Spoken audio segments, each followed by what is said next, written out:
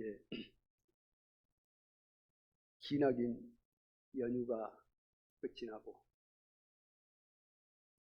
명절 중에 명절이라는 추석도 지났습니다. 얼굴을 쭉 훑어보니 추석에 다들 잘 드신 것 같습니다. 얼굴이 환하고 빛이 나신 것이. 그래서 오늘은 추석에 많이 드셔서 오늘은 제가 좀 설교를 좀 길게 할지도 모릅니다. 좀 배가 고프시더라도 양해해 주시기 바라겠습니다. 오늘 본문 말씀은 마태복음 7장 13절입니다. 마태복음 7장 13절 14절 말씀입니다. 신약성경 10페이지입니다. 제 성경으로는.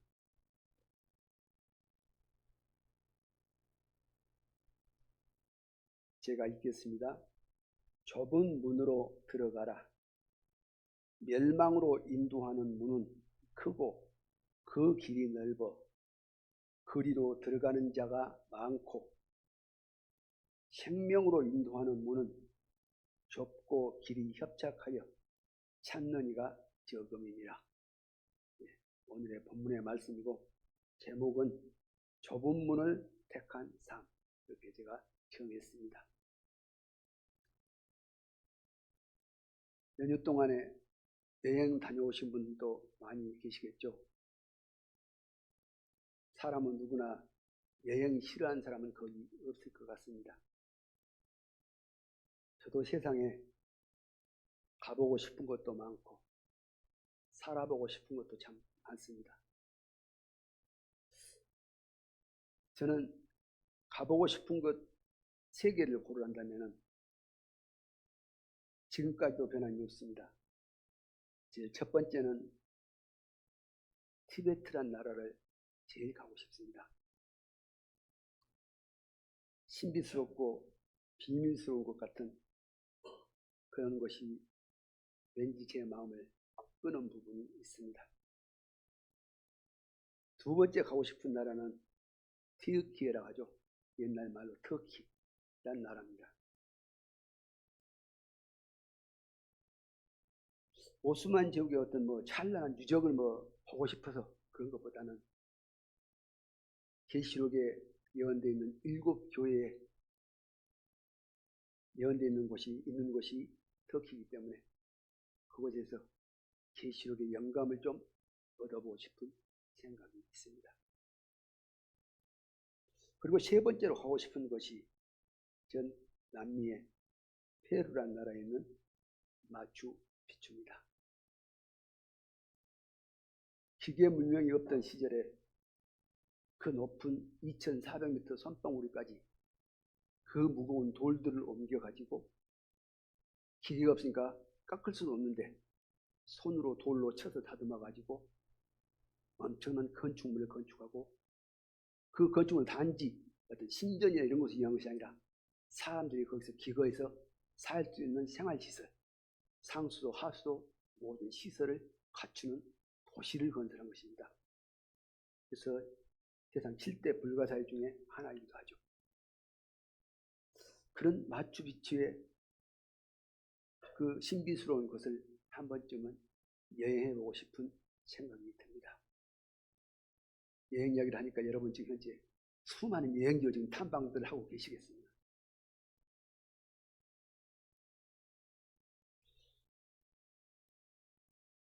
이 마추픽추라는 곳을 여행했던 한 작가가 기록한 내용을 제가 오늘 좀 소개하기 위해서 여행이란 말을 꺼냈습니다. 여러분 지금 여행지를 막 탐색하라고 머릿속에 탐색하라는 뜻이 아니로 오늘 좁은 문을 택한 삶이 어떤 삶인가를 설명한 것입니다. 그러므로 제목을 잊어버리면 안 됩니다. 당시 표지판은 정확하게 우리가 알고 있어야 되겠죠. 1990년에 포르투갈의 한 여행가가 아니라 이분은 직장인이었습니다. 그래서 마추픽추, 특히 페루라는 나라를 여행하기로 결성한 팀이 9명이었답니다. 9명이 10박 11일로 페루라는 나라를 여행을 하게 됐습니다. 페루에 가면 가리게 마추픽추가 가장 핵심이니까 그곳을 가시기 위해서 이제 내일은 그곳으로 출발을 하겠다 했는데, 그 계획은 지금은 뭐 이렇게 미니버스 타고 가고 기차에 쿠스코에서 기차를 타고 마추픽추 역까지 가가지고 거기서 그냥 미니버스로 옮겨가 버리면 바로 올라가 버린답니다. 그때 1990년대까지는 아마도 교통이 좀 미약했던 것 같습니다. 그리고 이분들 시간들이 많으니까 트레킹으로 걸어서 배낭을 지고 2박 3일 올라가서 가겠다, 이런 여행의 계획을 세우고 왔습니다. 그런데 막상 쿠스코에 도착해서 이제 트레킹을 준비를 하고 이제 옮겨가지고 여기서 이제 민박집을 정해가지고 거기서 자, 내일은 마추픽추로 이제 트레킹을 떠납니다. 그런데 거기서 의견이 나눠진 겁니다. 한 며칠을 페루를 돌고 나니까 다리도 아프고 허리도 아프고 어깨도 아프고 한 사람들이 많아. 체력이 이제 좀 떨어진 분들이 많아. 그러니까 이제 일부가 건강한 사람들은 다녀오고 트레킹으로 가고 우리는 미니버스로 해가지고 먼저 다녀와가지고 좀 쉬고 있겠다, 그렇게 이야기를 합니다. 그러면 이제 할 수 없이 의견을 대하죠. 트레킹으로 갈 사람 3사람, 미니버스 타고 갈 사람 6사람, 표가 나눠진 겁니다.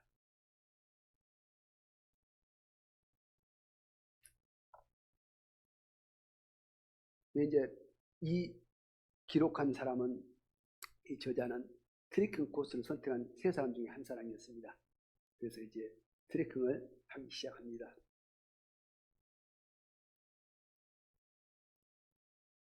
안데스 산맥의 그 웅장한 풍광이랄지 이런 것에 탐독을 합니다. 이 사람도 후회할 거야. 미니버스를 타고 그냥 휙 다녀오면은 이런 풍광을 어찌 볼 수가 있어. 처음에는 기쁨도 잠시, 조금 지나니까 고산병이 들기 시작합니다. 탄소가 부족하니까. 그리고 이제 갈수록 길이 험해지다 보니까 자칫 발을 잘못 디뎌버리면, 구경한다고 발을 헛짓 잘못버리면 수천 미터 낭떠러져 그냥 추락할 수밖에 없는 아주 위험한 길인 것입니다. 또 어떤 곳은 수풀이 우거지는 정글 같은 곳을 지나는데 아침에는 안개가 짙어가지고 정글에서 자칫 앞사람을 놓쳐버리면 정글 속에서 미아가 될 것 같은 그런 위험한 길을 계속 가게 된 겁니다. 거기에는 현지 가이드 한 분이 있어가지고 그 길을 안내하고 있는 것입니다.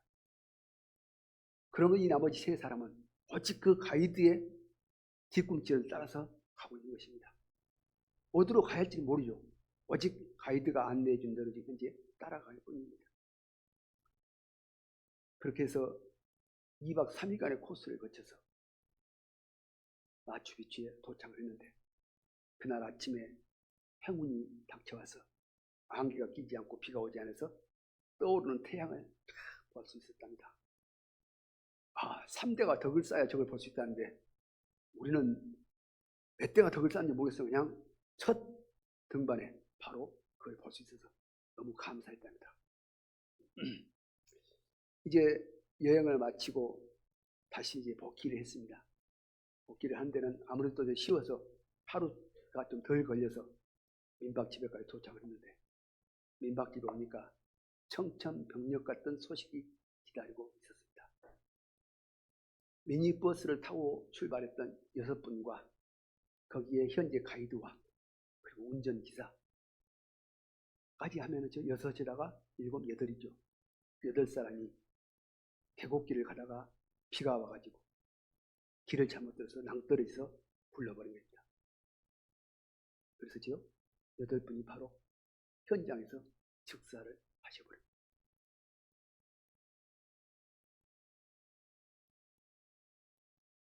죽은 사람이 참 안타깝습니다.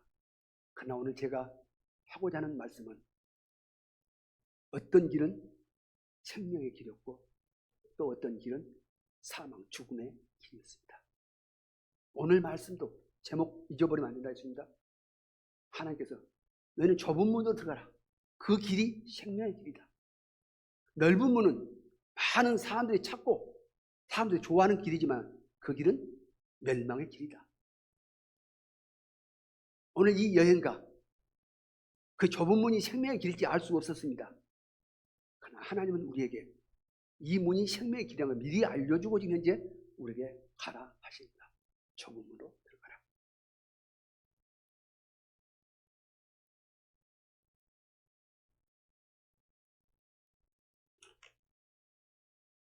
이 세상의 한 사건도 선택에 따라서 생명의 길을 갈 수 있었고 선택에 잘못해서 죽음의 길로 갈 수 있었습니다. 영원한 영생의 길에 있어서는 하나님께서 말씀하십니다. 이 길 좁은 문으로 들어가는 이 좁은 길로 가라. 그러면 그거는 바로 생명의 길이다. 그러나 많은 사람들이 좋아하고 호환하고 기뻐하고 이 길은 참 좋다 하는 그 길, 넓은 길은 그것이 죽음의 길이란다.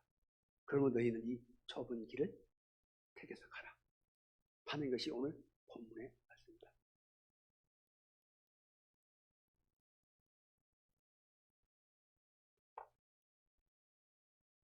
그러므로 하나님께서 우리에게 가라 하는 그 좁은 문과 좁은 길은 사람들이 보기에는 별로 그렇게 좋아 보이지 않는 것 같습니다. 그 길은 외롭기도 할 것이고 때로는 고독하기도 할 것이고 때로는 고난과 고통이 수반하는 것이기도 하고 다른 사람들이 보아도 별로 소망이 그렇게 있을 것 같지 않는 그런 길이 좁은 길이 아닐까 그렇게 생각합니다. 그럼 넓은 길은 뭔가 큰 일이 나한테 있을 것 같고 뭔가 잘 될 것 같고 그런 길들이 넓은 길이지 아니할까 그렇게 보여집니다. 자, 우리가 왜 좁은 길로 가야 하는지를 설명하기 위해서 하나님의 계획에 대해서 좀 설명을 간략하게 좀 드려보고자 합니다. 이 사람들을 지으시기 전에 천지를 지으시기 전에 하나님의 세계 질서에서는 하나님께서 온 우주 만물을 지어놓으시고 거기에 많은 피조물들을 지으시고 그 피조물 중에서 가장 뛰어난 천사장이라는 한 인물을 더해서 자기를 하나님을 돕게 만들었습니다. 그 천사장은 피조물 중에 가장 뛰어나고 아름답고 그리고 능력이 출중한 그런 피조물을 하나 지었습니다.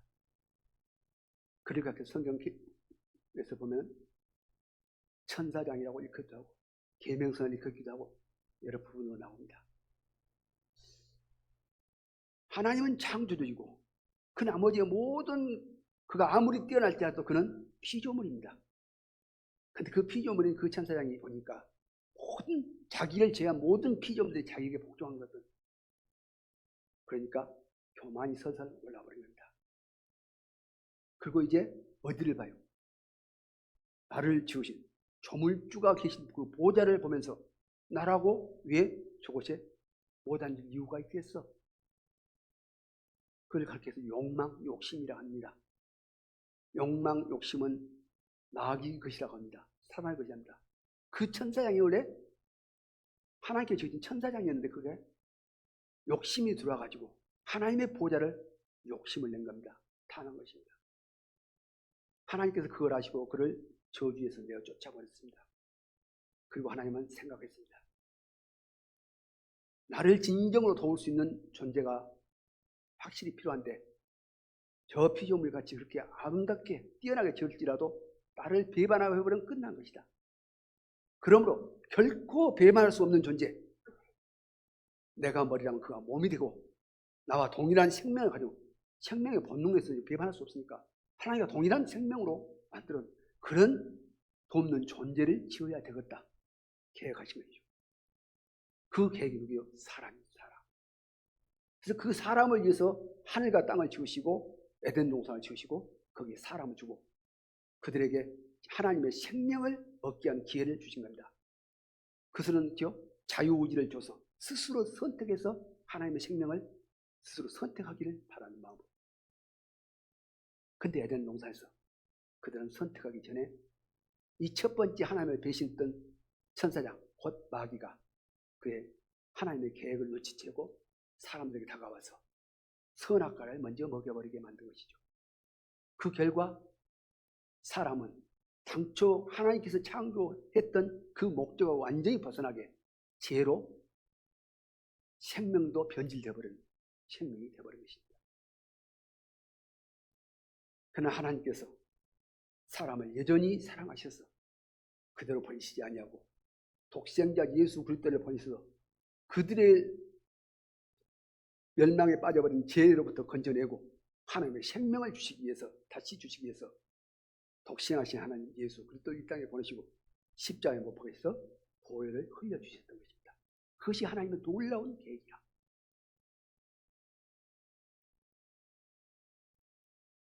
다만 사람들은 그 사실을 믿는 자, 곧 영접하는 자들에게만 하나님께서 허락하신 놀라운 하나님의 생명을 받을 수 있는 기회를 허락하신 것이죠. 그걸 가르치는 우리는 믿음이라고 합니다.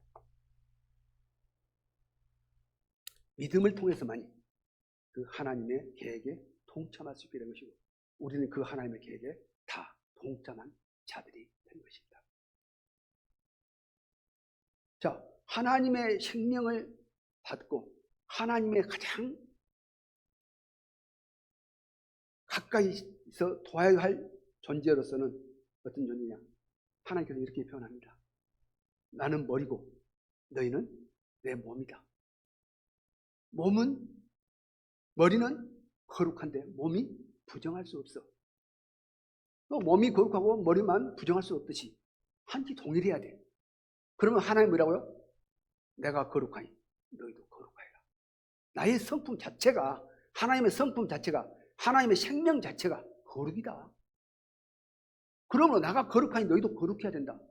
그래야 내가 머리고 너희가 몸이 될 수 있는 것이다. 한 몸이 되는 것이다. 이게 하나님의 계획이에요. 거룩해야 된다.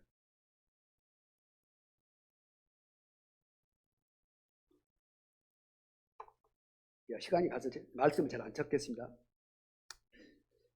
그러므로 이렇게 말씀합니다. 하나님이 우리를 부르시면 부정케 하심이 아니요 거룩케 하십니다. 그걸 왜 거룩케 하시냐? 하나님 자신이 거룩하니까. 계시록에 보니까 제가 모든 천사들이 하나님의 보좌가 딱 드러날 때 거룩하고 거룩하고 거룩하다. 계시록에 그렇게 4장 5장에 그렇게 이야기하고 있습니다. 하나님은 거룩이야.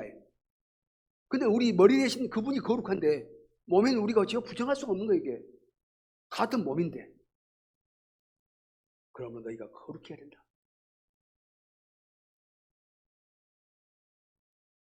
그럼 어떻게 거룩할 수 있는 것인가? 여기는 말씀을 찾아야 되는 디모데전서 4장 1절로 봅니다. 디모데전서 4장 1절.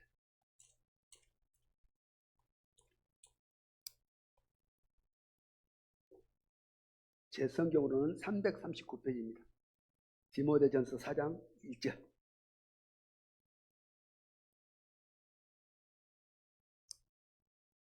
(1절부터) 5절까지 제가 읽겠습니다. 그러나 성령이 밝히 말씀하시기를 후일에, 먼 훗날에 어떤 사람들이 믿음에서 떠나 미혹해 하는 영과 귀신의 가르침을 쫓으리라 하셨으니 자기 양심이 화인 맞아서 외식함으로 거짓말하는 자들이라. 혼인을 금하고 식물을 폐하라 할 터이나 식물은 하나님이 지으신 바니 믿는 자들과 진리를 아는 자들이 감사함으로 받을 것이니라.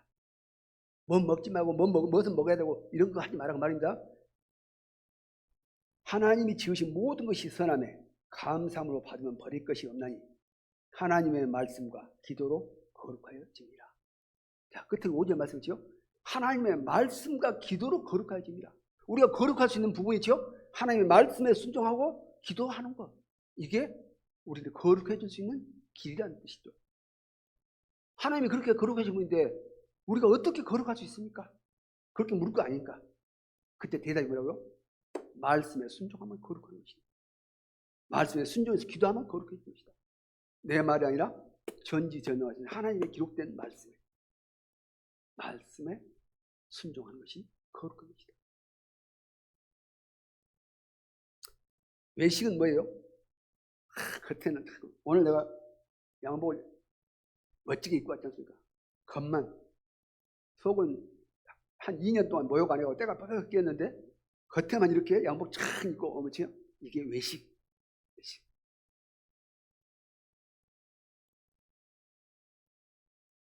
거룩하게 되는 것은 말씀에 순종하는 것이다. 지금 줄거리가 지금 이어지고 있습니다.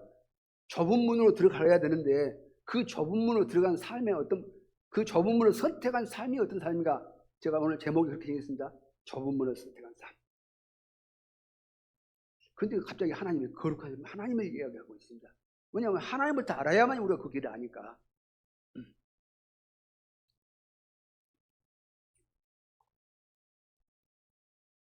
말씀에 순종한다는 것은 다른 표현으로 하면 섬김입니다. 거의 섬김. 하나님을 섬기는 것은 말씀을 순종하는 것이고 그걸 가리켜서 우리는 섬김이라 표현한다. 근데 섬김은 이렇게 이야기 표현합니다. 사도행전에 제가 많이 사용하는 말씀이 있는데 사도행 23장에 이렇게 표현합니다. 형제들아, 오늘날까지 범사에 양심을 따라 하나님을 섬겼노라. 하나님은 양심을 따라 하나님을 섬겨. 그리고 말씀이 어디에? 양심의 역사에 있고 그 양심의 역사된 말씀을 따라서 하나님을 따라야 돼. 이게 하나님을 섬기는 거룩한 길입니다. 양심을 따라 섬겨. 말씀과 양심이 별개가 아니야. 양심은 우리의 영이거든요. 영. 그 동일한 사도 바울이 기록한 로마서 이렇게 합니다. 우리가 영의 새로운 것으로 섬길 것이요 의문에 묵은 것으로 아니할 것이다. 영의 새로운 것. 방금 사도행전에서 그렇죠? 양심으로 하나님을 섬기는데 로마서는 영의 새로운 것으로 하나님을 섬겨야 된다. 그리고 영과 양심은 같은 것이다. 말씀이 증거하고 있지 않습니까? 영과 양심이 같은 것이다. 그러면 영으로 하나님을 섬겨야 돼. 그 말은 양심으로 하나님을 섬겨야 된다는 말씀이 되는 것입니다. 히브리서 9장에 이렇게 이야기합니다. 영원하신 성령으로 말미암아 흠 없는 자기를 하나님께 드린 그리스도의 피가 어찌 너희 양심으로 두 가지를 합니다. 죽은 행실에서 깨끗하게 하고 살아계신 하나님을 섬기게 못하겠느냐. 예수 그리스도의 보혈의 피가 우리 죄를 씻었습니다 하는 순간이요 양심이 죽었던 양심이 살아났답니다. 하나님을 향하여 죽었던 양심이 예수 그리스도의 보혈의 피를 영접하는 순간 살아났답니다. 보혈의 피를 영접한 이 양심이 이제부터는 어찌요? 하나님을 섬길 수 있는 영으로 변했답니다. 이게 하나님의 말씀에 기록됩니다. 여기 있는 이 미천한 자의 입술에 나온 말이 아니라 기록된 하나님의 말씀을 제가 소개할 수 있습니다.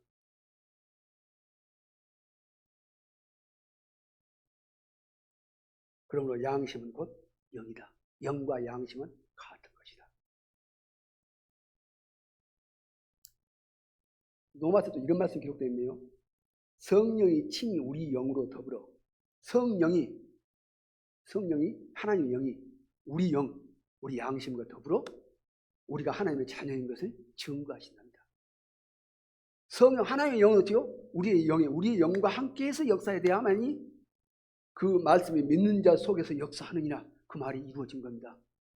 성령이 혼자 있고 우리 영은 열리지 않고 성령을 받아들이지 않는데 역사할 수 없지 않습니까? 성령이 우리 영으로 더불어 우리가 하나님의 자녀인 것을 증거한다. 그렇게 로마서는 기록하고 있습니다.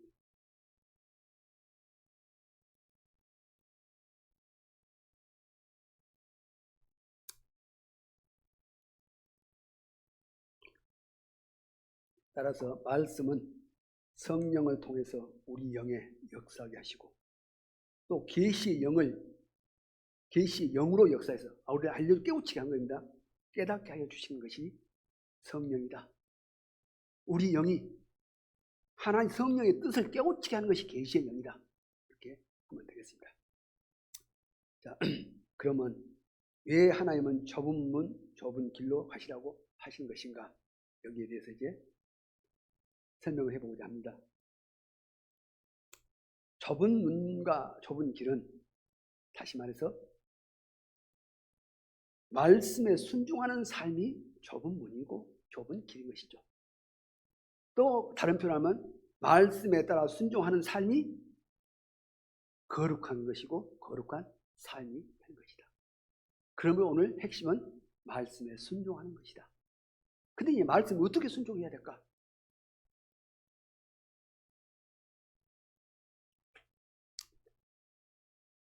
레위기서 20장 이렇게 되겠습니다. 너희는 내게 거룩할지어다. 내가 또 너희로 나의 소유를 삼으려고 너희를 만민 중에서 구별하였습니다. 자, 소유란 것은 내 몸이 되게 하기 위해서 너희를 만민 중에서 구별해냈다. 그렇게 이야기하고 있습니다. 거룩이란 것은요, 구별이란 말도 된답니다. 세상과 구별한 것이 거룩한 것이죠.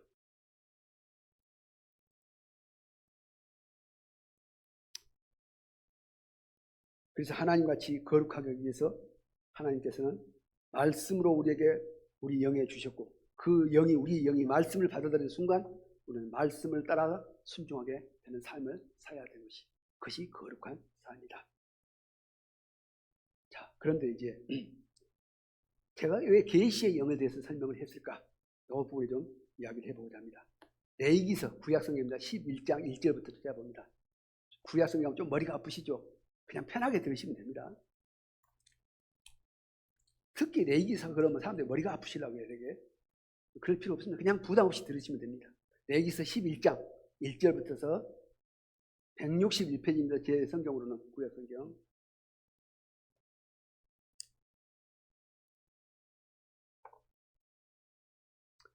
(11장) 1절부터 8절까지 좀 길겠습니다. 제가 읽겠습니다. 여호와께서 모세와 아론에게 고하여 그들에게 이르시되, 그들에게 말씀하셨다고 말입니다. 이스라엘 자손에게 고하여 이르라, 알려라.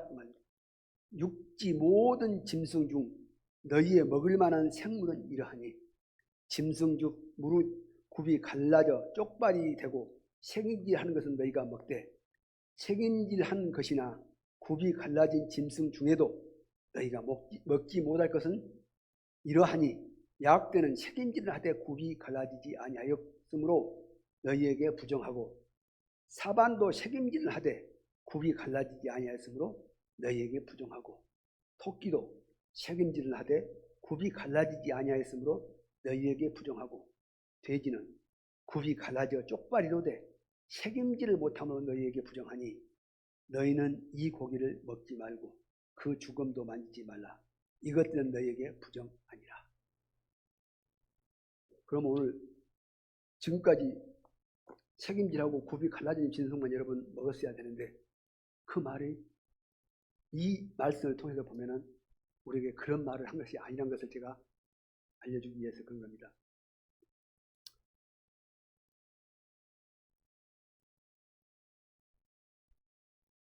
먹는다는 것은 요한복음 6장에 이렇게 표현합니다.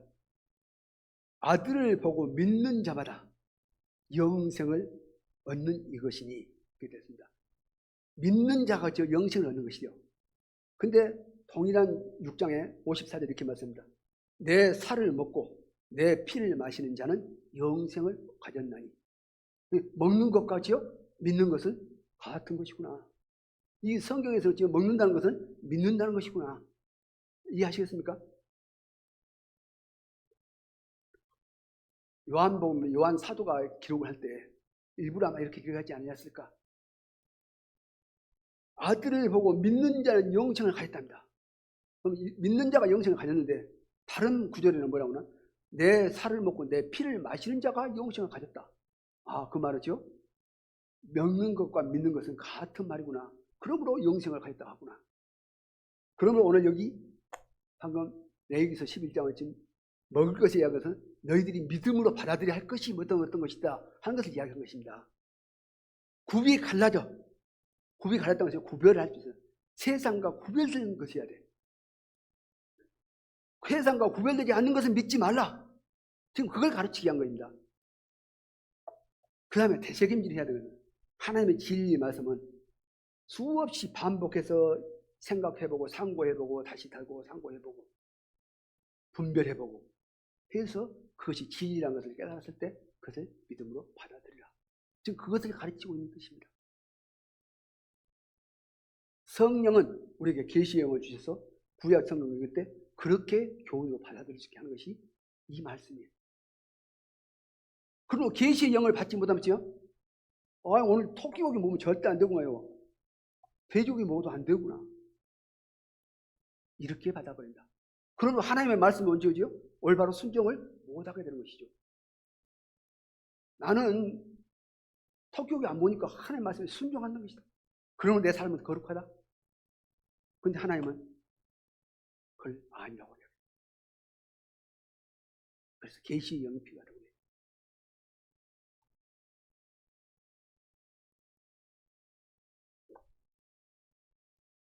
신약성경 고린도전서 9장 9절 봅시다.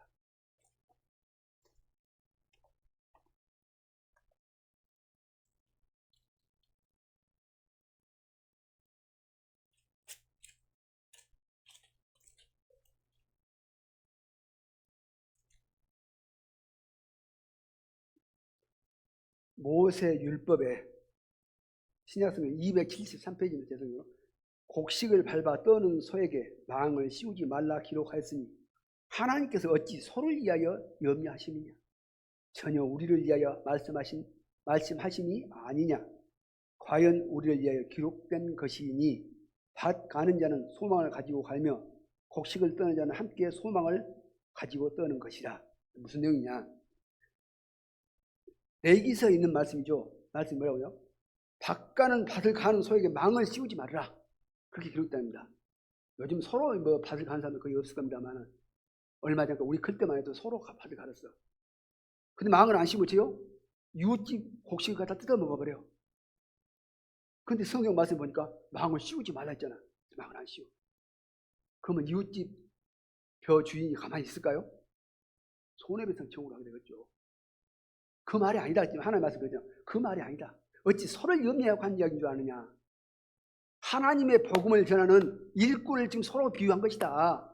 그러므로 그 일꾼들에게 그들이 먹고 사는 것이 매이지 않도록 너희들이 돌봐줘라. 지금 그 뜻을 이야기한 것이다.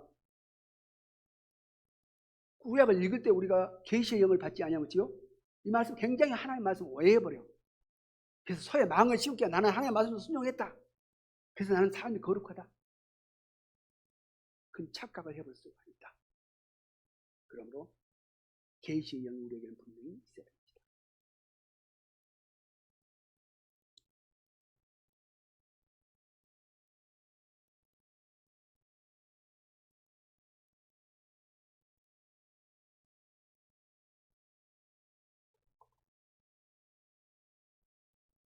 말씀에 순종하는 삶에 중요한 걸 방금 제가 계시의 영이 있어서 하나님의 말씀의 올바른 뜻이 무엇인지를 분별할 줄 알아야 된다.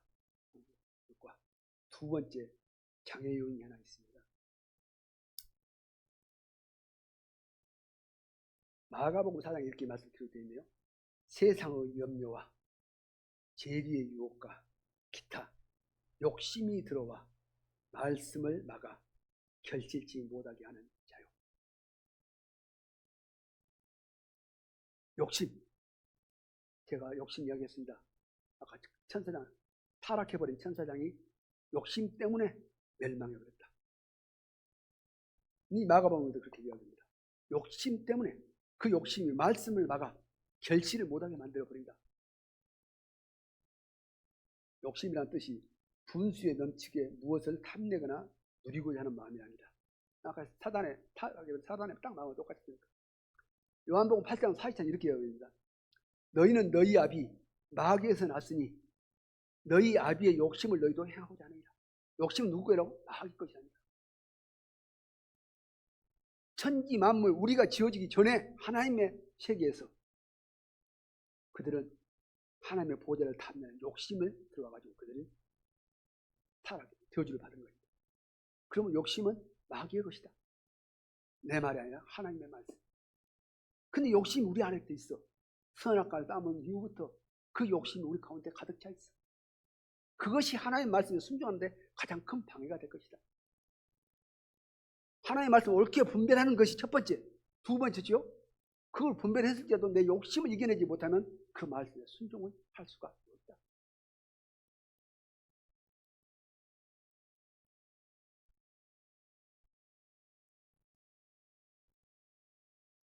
독일이 나온 불후의 명작 소설가가 있죠. 게테라는 사람입니다. 게테가 쓴 소설 중에 가장 유명한 소설이에요. 그러고 보면 젊은 사람들이요. 젊은 베르테의 슬픔. 아닙니다. 파우스트. 60년에 걸쳐서 쓴 작품이라네. 파우스트의 핵심 내용이 무엇일까요?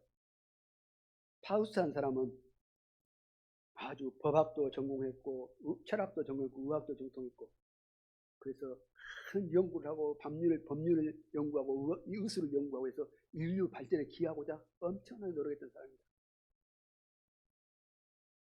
그 소설 내용이 그렇습니다. 그런데 어느 날 눈을 들어서 갑자기 돌아보니 내가 노인이 된 것입니다. 다 늙어서 백발이 되고 얼굴은 쭈글쭈글하고 다리는 힘이 없어서 살살 떨리고 노인.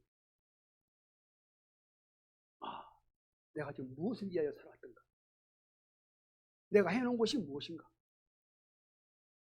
인생의 허무함일 거예요.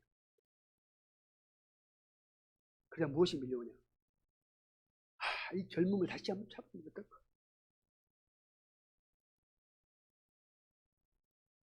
내가 지금 세상에 너무 하고 싶은 게 너무너무 많은데 어느 순간 아무것도 해보지 못한 채 늙어버렸구나. 그래서 내가 다시 젊음이 온다면 내가 이것도 해보고 싶고 이것도 해보고 싶고 그 욕심이 밀물처럼 밀려오니까 감당이 안 된 거예요. 좌절해본 거예요. 그랬었지요. 파우스트가 자살을 결심합니다. 그때 메피스라고 되어 있는 기억이 잘 안 나는데 메피스 뭐 텔레스인가 하여튼 그런 이름으로 그가 기록되어 있는데 마귀가 사람의 탈을 쓰고 파우스트 옆에 다가옵니다. 당신 젊음을 찾고 싶습니까? 그렇죠. 그러면 우리 계약만 하면 내가 그 젊음도 찾을 수 있고 당신에게 하고 싶은 모든 것을 이룰 수 있도록 내가 옆에서 도울 수 있습니다. 어떤 계약서예요? 당신이 살았을 때 내가 젊음을 회복시켜주고 당신이 하고 싶은 것을 내가 옆에서 다 도와줄 것입니다. 그리고 생을 마치고 죽는 그날 붙어서 당신의 영혼은 내가 갖고 내 종이 되게 만드는 것입니다. 어쩌십니까? 계약하시겠습니까? 나 계약서에도 잘 안 사는데 계약서 찍으면 안 돼. 파우스트요? 그 욕망이 좋으니까 젊음도 다시 될 수 있다. 나도 나이 들어보니까 젊으면 얼마나 좋다는 걸 더 실감을 해. 내 파우스트, 나도 혹시 파우스트 돼가는 거 아니야? 생각이 들어. 젊음을 줄 수 있다고요. 아주 먼 훗날에 죽고 안 죽고 죽는 후에 그 생각하기 전에 우선 어째요? 젊음이 지금 현재 준다는데 딱 찍습니다. 그래서 젊음이 딱 되니까 뭐부터 하냐? 인간의 욕망이 아주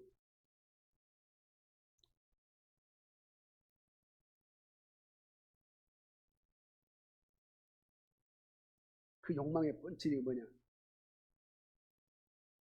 젊은 그레텔이라는 아주 순박한 여자가 있는데 그 여자를 꼬셔버려. 그래서 지요 자기를 사랑하게 만들어. 근데 이 파우스트지요 진정으로 사랑하는 마음이었어. 오직 육체적으로 즐기고 싶은 마음. 근데 그 부모들이 파우스트를 보니까 인간성이 안 좋거든. 그 엄마가 자꾸 방해하니까 엄마한테 몰래 엄마 먹는 밥에다가 이 약을 타면은 어머니가 깊이 잠드실 거야. 그때 탈짝 나와. 그래서 파우스트가 준 약을 자기 어머니 밥에다 식사에다가 탁 탔습니다. 이 그레텔 여자가. 근데 그 약이 수면제는 너무 많이 타버린 거죠. 결국 그 어머니가 그 수면제를 먹고 돌아가셔버립니다. 그래도 이 그레텔 여자는 자기가 사랑하는 남자를 의심하지 아니하고 파우스트의 아이를 임신해버립니다. 근데 나중에 지켜보던 이 그레텔이라는 여자의 오빠가 보니까 이 파우스트가 아주 나쁜 놈이고 결국 우리 어머니도 저가 죽였구나. 결투를 신청합니다. 남자답게 결투하죠.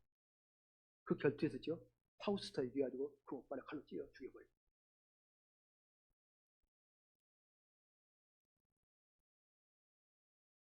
그러고 나서 이 그레테라는 여자가 임신한 아이를 해산한대. 그때 이미지요, 자기 어머니도 자기 오빠도 파우스트 때문에 죽었다는 사실을 깨닫게 됩니다.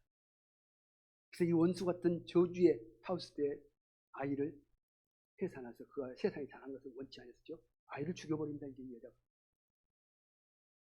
그리고 그 여자는 자결. 이렇듯이 파우스트는 젊음을 찾고 자기 하고 싶은 일을 많이 해. 근데 파우스트가 좋아하고 파우스트가 사랑하는 것은 이 옆에 있는 메피스텔레스라는 이 사단이 마귀가 다 죽여버리게 만들어. 죽게 만들어. 파우스트를 사랑하고 진정으로 파우스트를 이해하는 어떤 존재가 나타나면요, 교묘한 수를 써서 다 죽여나가. 그러나 파우스트는 그것도 모른 채 자기의 모든 그 젊음을 마음껏 누리고 하고 싶은 마음대로 하고, 그러다가 세월이 흐르니까 또다시 늙어 죽을 때가 가까웁니다. 그때 불현듯 자기 생을 싹 둘러보고 나니까 깨닫는 것이 있습니다. 아, 내가 내 욕심과 욕망을 따라서 살아옴으로써 내 주위에 사랑하는 모든 사람들이 얼마나 많이 희생을 당했는가, 얼마나 많은 사람들이 나로 인하여 고통을 받았는가, 얼마나 많은 사람들이 나로 인하여 죽음을 당했는가. 그때서야 했죠. 깊이 뉘우치죠. 이야기만 하면 그냥 빠져들라고 정신이. 이야기 속에 너무 빠지지 마세요. 오늘 말씀하는 줄거리가 뭐예요? 좁은 문을 택한 삶입니다.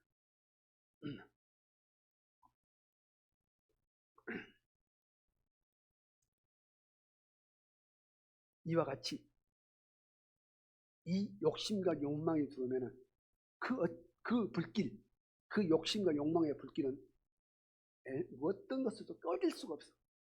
이 파우스트의 인생에서 바로 그런 모습을 보여준 겁니다. 인간의 욕망이 어떤 것인가를 보여준 겁니다. 그런 거 여러분, 늙었다고 한탄하는 것, 그 욕심이라는 것이랍니다. 파우스트를 보니까 그러더라고요. 나는 그 욕심인지 몰랐거든요. 파우스트를 보니까 이거 욕심이었네. 내가 얼마나 세월이 가면서 인생이 허망을 안 느꼈는데 그건 나 욕심이었네.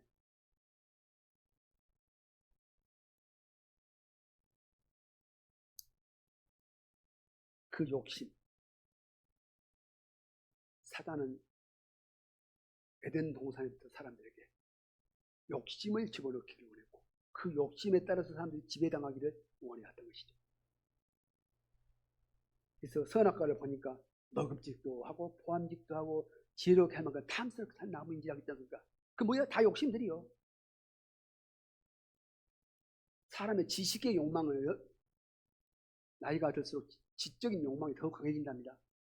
뭔가 하고 싶고, 다른 사람보다 더 많이 알고 싶고, 뭔가 깨우치고 싶고.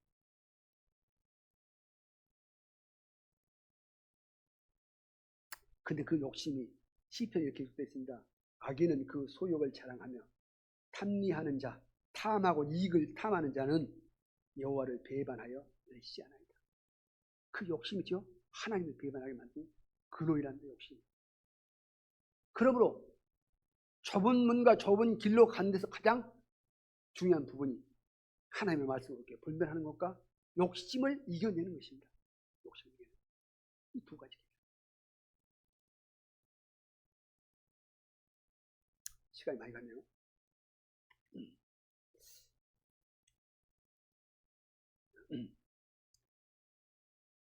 직장 생활 하신 분들이 많이 있죠. 저 역시도 직장에서 지연하다가 퇴직한 사람입니다. 직장에 다니신 분들 대다수는 승진하는 것을 가장 크게 생각합니다. 그래서 승진을 위해서 모든 것을 쏟아붓는 경우가 많이 있습니다.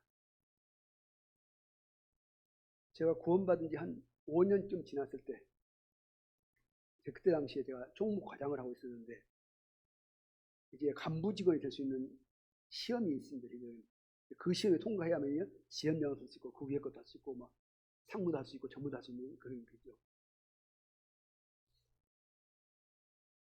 근데 그 시험을 준비하는 과정들이 되게 보면은, 빠른 분은 3년 정도 걸쳐서 하고 난 후에 합격을 하고, 늦은 분들은 5년, 10년이 지나가지 못하고 여전히 그걸 통과 못하신 분들도 많이 있습니다.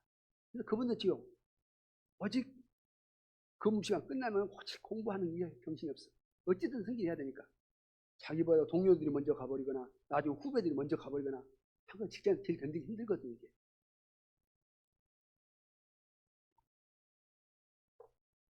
제가 구원받고 한 5년쯤 됐을 때 저에게도 승진고시를 볼 수 있는 자격이 제가 주어졌습니다. 제 동기들보다 제가 한 2, 3년 빨리 왔던 것 같아요. 그러니까 욕심이 탁 들어온 겁니다. 먼저 내가 빨리 해가지고 빨리 승진해보면 내 동기들보다 내가 훨씬 빨리 앞으로 나가는. 근데 그때 당시에 제가 이미 전도사 일을 하고 있었습니다. 근데 그분들이 승진고시를 준비하는 걸 보면은 그때는 토요일 반을 근무를 했습니다.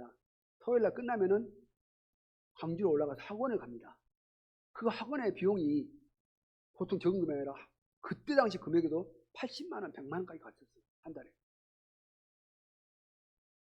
그래서 일요일 날 늦게 또 이제 마치고 내려옵니다. 매일 몇 년 동안을 그렇게 준비를 해요. 근데 전도사의 길을 가기 위해서는 그런 시간을 낼 수가 없습니다. 주말 되면 토요일 어쩌죠? 말씀 준비해야 내일 설교 와야 되니까 말씀 준비해야 되지 않습니까? 준비한 말씀도 이제 다듬어야 되지 않습니까?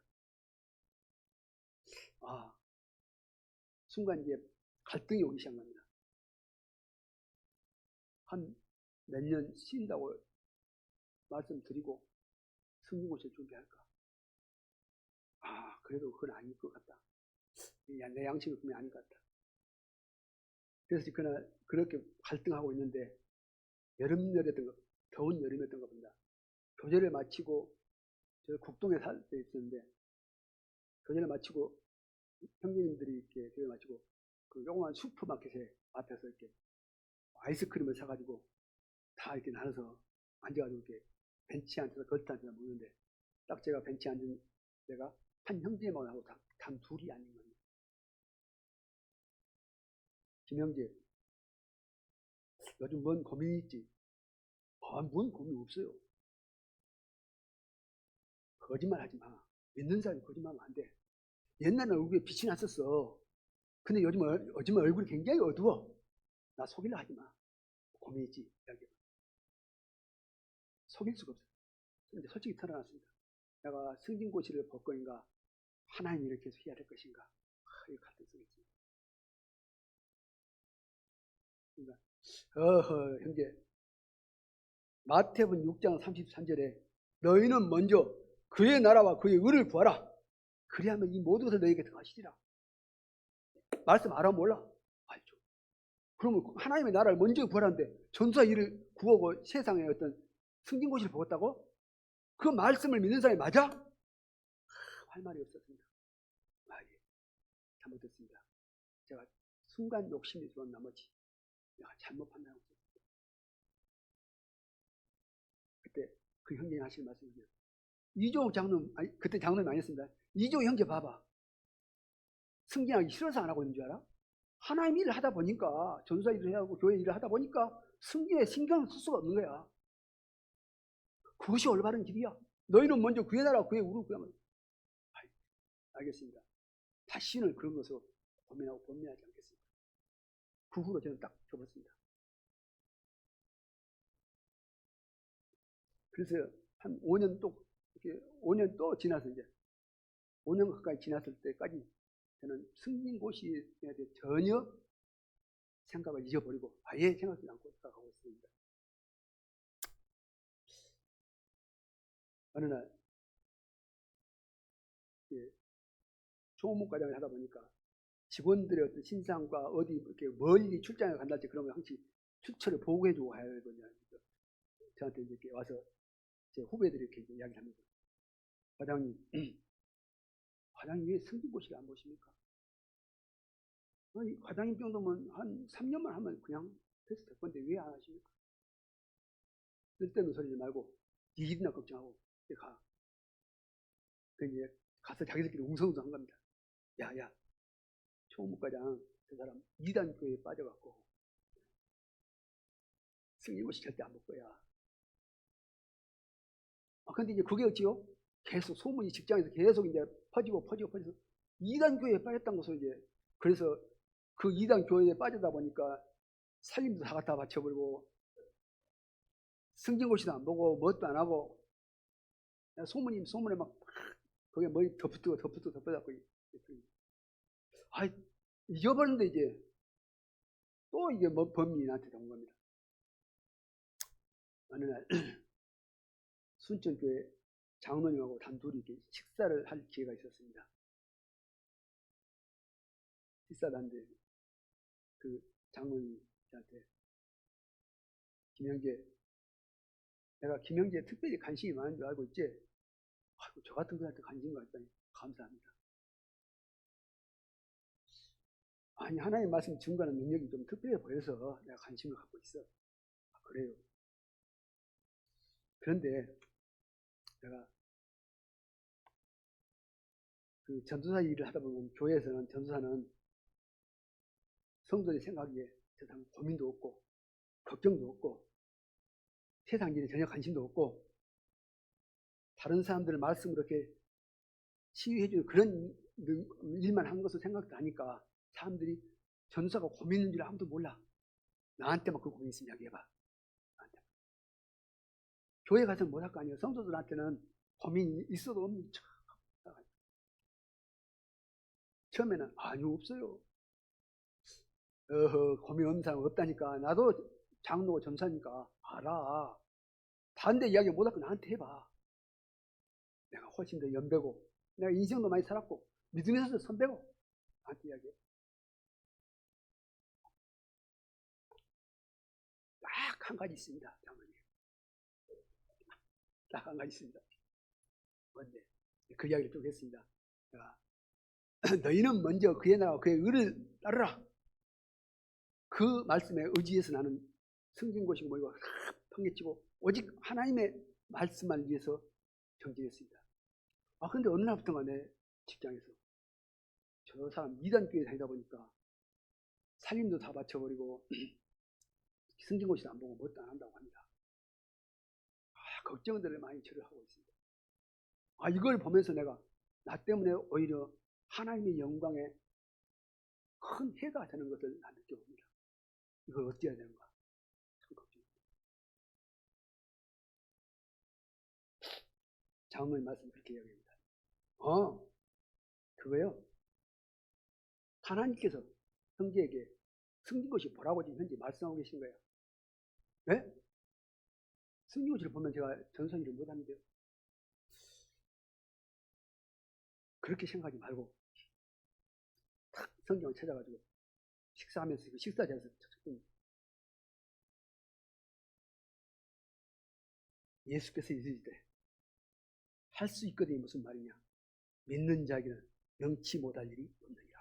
이 말씀 저한테 딱 듣는 하나님은 능치 못할 일이 없어. 전도하면서 승진고시 준비해. 무엇을 믿고? 하나님 믿고 하나님께 의지해서. 아이 그래도 다른 사람들 하는 걸 보면은 주말만 되면 학원에 가고 서울에 가고 뭐다 하고 또 들어와서 학원에 그것을 그 테이프로 이렇게 듣고 그렇게 준비하는데 저는 시간 겨우야 퇴근해갖고 성경 말씀도 어느 정도 학교도 하루에 한 5장을 읽어야 될 거 아닙니까? 최소 10장까지 뭐 5장은 읽더라도 전도사인데 어찌 말씀 안 주고 살겠습니까? 그러고 어쩌고 나면은 시간제가 없습니다. 이렇게 또 이런 말씀 찾아냅니다. 사람으로서는 할 수 없으되 하나님으로서는 다 할 수 있느니라. 두 말씀 찾은 겁니다. 마태복음 19장 26절 말씀이에요. 사람으로서는 할 수 없으나 하나님이 하신다면 하는 거예요. 그러면서 이렇게 말씀하십니다. 세상에도 내가 그분들 교사이시니까 가르칠 때 어떤 소망과 어떤 목적을 가졌을 때 항시 사람도 이 말에는 능력이 있답니다. 그래서 간절히 바라는 마음으로 계속 그것을 되뇌이면서 하다 보면 그 말이 언제 이루어져 버린답니다. 왜 그런지 알아? 사람은 하나님의 형상을 닮게 지어졌기 때문에. 하물며 하나님의 말씀, 이 말씀 승진고시 주면서 공부할 때마다 이 말씀 외워 먼저 암송해. 믿는 자에게는 능치 못할 일이 없느니라. 그 말 날마다 외우면서 살아라. 그러면서 준비해라. 그래서 사람으로서는 할 수 없으되 하나님으로서는 다 할 수 있느니라. 그 말을 형제님이 삶에서 한번 이뤄봐라. 갑자기 힘이 탁. 저는 그 말씀 듣고 보니까 정말 그렇게 해보고 싶습니다. 그래, 꼭 한번 이루십시오. 제가 그 장로님과 교제한 후에 책을 사가지고 혼자 독학으로 공부를 시작했습니다. 다른 사람들은 주말 되고 휴가도 내고 하지만 저는 총무 과장이다 보니까 제가 비울 수가 없어. 사무실 안 돌아가니까. 휴가도 못 내. 시간을 낼 수가 없어. 그래도 포기하지 않고 믿는 자에게는 능치 못할 일이 없으라. 하나님을 믿는 자들에게 능치 못할 일이 없느니라. 이제 맨날 그 말만 외우고 다니고 아침에 일어나가지고 다른 데보다 일찍 일어나 한두 시간 먼저 성경 한 두세 장 읽고 난 후에 제 사원 책을 펴면서 먼저 뭐라고요? 책 앞에 탁 하나님을 믿는 자에게는 능치 못할 일이 없느니라. 딱 그 말 먼저 읽어. 그리고 딱 끝나고 나서지요 또 탁 닫고 나면 그 표지가 딱 붙어있으니까 하나님을 믿는 자에게는 능치 못할 일이 없느니라. 1년 동안 계속 그렇게 했습니다. 그리고 1년 만에 기적처럼 합격했습니다.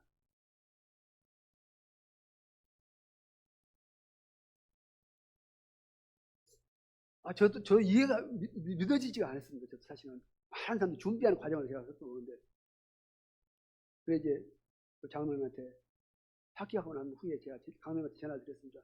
장로님과 만난 딱 1년 만에 드디어 내가 합격을 했습니다. 김영기에 그 말씀의 능력을 맛봤지. 이제 그 말씀을 증거해. 모든 성도들에게 증거하라고. 삶에서 진짜 믿는 자 속에서 그 말씀이 역사했으니까 그것을 다른 사람한테 증거하라고. 저는 그렇게 말합니다. 여러분, 우리들의 삶에서 진짜 하나님의 말씀이 내 삶에 역사한 적이 얼마나 있으십니까? 그 말씀에 순종이 되면은 하나님은 틀림없이 이쁘신 하나님께서는 그 말씀에 나를 통해서 능력으로 역사되더라고요. 그때 제가 한번 설교한 적 있죠. 시골에 땅을 빼앗겼다가 찾는 이야기 한번 있었죠. 그때가 얼마 되지 않은 관계였거든요, 사실. 나는 하나님의 말씀의 능력을 믿습니다. 나 그 과정을 봐서 알기 때문에 그 후에 그 장로님과 교제하는 통에 이 두 가지의 말씀을 저한테 주신 거예요. 그냥 우리가 읽을 때 그런 말씀이 아니라 그 말씀이 내 양심 가운데 틀림없이 이룰 것이다.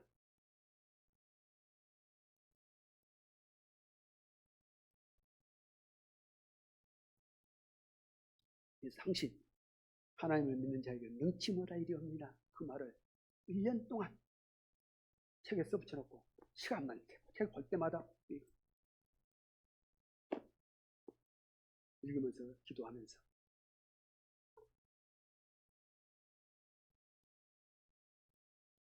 다른 사람들이 그런다. 언제 준비 안 한 것 같아요. 언제 준비하셔가지고. 제가 준비한 모습이 안 보니까 학원에 다니는 것도 아니고 그것도 안 하니까.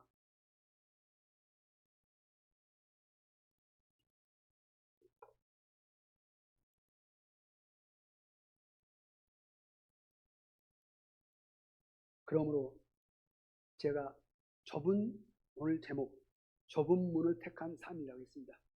좁은 문은 세상 사람의 기준으로 봤을 때는 아주 길이 좁고 협착한 길이요. 문은 어떤 길의 시작점이 문이라고 하죠. 그리고 그 길은 인생의 여정이고 과정입니다. 그 우리가 걸어가는 삶의 부분이 세상 사람들의 기준으로 봤을 때는 길이 좁고 볼품도 없고 저기 가고 뭐 얻으려고 그런 길이요. 근데 그 길이 진정한 생명의 길이다. 하나님의 말씀. 많은 사람이 찾는 큰 넓은 길은 사람들이 보기에는 참 좋은 길 같으나 그건 바로 사망의 길이다. 근데 그 생명의 길을 가는 길이 이 세상에서는 제가 서두 이야기한 것처럼 이 길이 생명의 길인지 이 길이 생명인지 우리는 알도 못하지만 하나님 우리한테 뭐라고 하냐? 이것이 생명의 길이니까 이 길로 가라고 알려주고 있어. 근데 사람들은 선택을 잘 안 해, 그 길을. 왜 그럴까? 먼저 그 길을 가는 것은 이 말씀에 온전히 순종해야 되는데 이 말씀을 올바로 계시를 받지 못하기 때문입니다. 자, 첫 번째 설명드렸죠. 계시 영이 있어야 된다.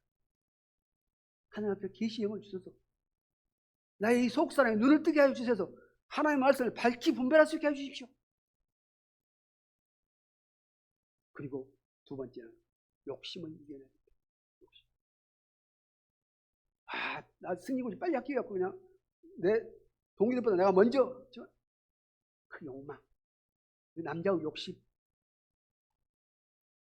그러나 그 말씀 앞에 그 욕심을 완전히 뭉개버린 거죠. 그리고 그 말씀에 온전히 순종했을 때 하시는 말씀 그다음에 그 이 모든 것을 너희에게 더하여 주시리라. 너희는 먼저 그의 나라와 그의 의를 구하라. 그래야만 이 모든 것을 너희에게 그죠? 더해 주실 것이다. 전지전능하신 하나님의 말씀. 그러므로 딱 오늘 기억할 것은 됩니다. 좁은 문을 선택한 삶의 모습은 오직 말씀에 온전히 순종한 겁니다. 온전히 믿는 모습이어야 된다. 그래서 그 말씀, 이 믿는 자 속에서 역사되는 과정을 겪게 된다면 그 후부터는 여러분들이 하나님의 말씀을 어떻게 의지해야 되는가를 스스로 택할 수 있는 길이 열릴 것이다. 오늘 그렇게 해서 제가 좁은 문을 택한 삶에 대한 부분을 간략하니 설명해 보았습니다. 말씀에 순종하는 삶이 좁은 문을 택한 삶이다. 그렇게 결론을 내립니다. 같이 기도하겠습니다.